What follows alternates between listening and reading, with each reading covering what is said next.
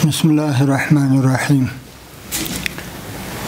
الحمد لله وكفى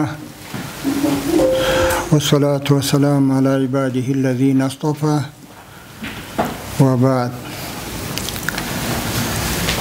يا أيها الذين آمنوا لما تقولون ما لا تفعلون كبر مقتا عند الله أن تقولوا ما لا تفعلون. صدق الله العلي العظيم وصدق رسوله النبي الكريم. اولا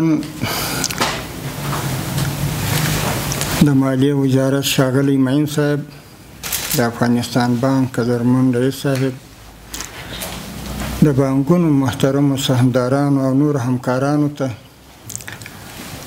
او نور هغه مشرانو ته چې په دغه مجلس په دې پروګرام کې ګډون لري، السلام علیکم ورحمت الله وبرکاته. محترم، موږ او تاسو په دې پوهیږو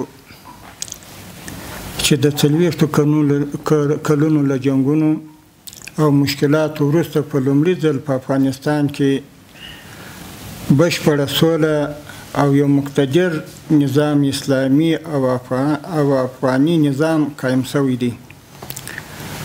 او د دې نظام یوازینۍ هیله دا ده چې څنګه وکولای شي ټول افغانانو ته یو هوسا او آرام ژوند برابر، چې نه امنیتي او نه هم اقتصادي ستونزې ولري.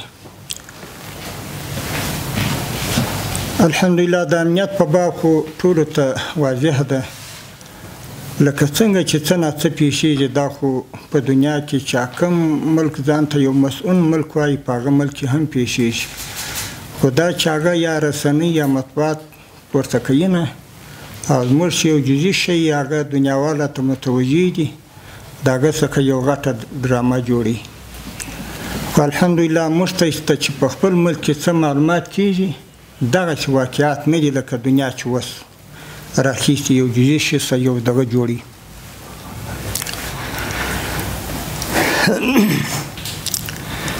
لکه څنګه چې تاسو ته معلومه ده، نن د مالي ثبات د کمیټې د غړو او د بانکونو د سهامدارانو غونډه ده،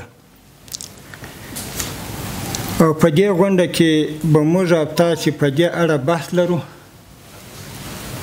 چې څنګه په لویه کچه د بانکونو ستونزې حل کولی شو.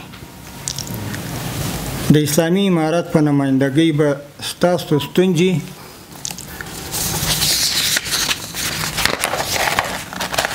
او مفیدې مشورې واورو، او ستاسو د ستونزو د حل کولو په موخه به مسؤلینو ته د لازمو کړنو د ترسره کولو سپارښتنې وکړو انشاءالله.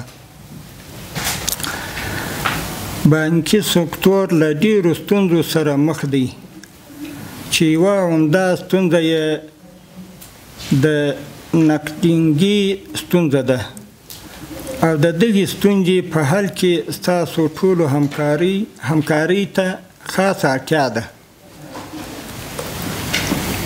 د اسلامي امارت په نمایندګۍ تاسو ټولو ته ډاډ درکوم چې ستاسو غوښتنو ته به غوږ نیول کېږي او ستاسو سره به د قانون په چوکاټ کې پوره همکاري کېږي انشاءالله.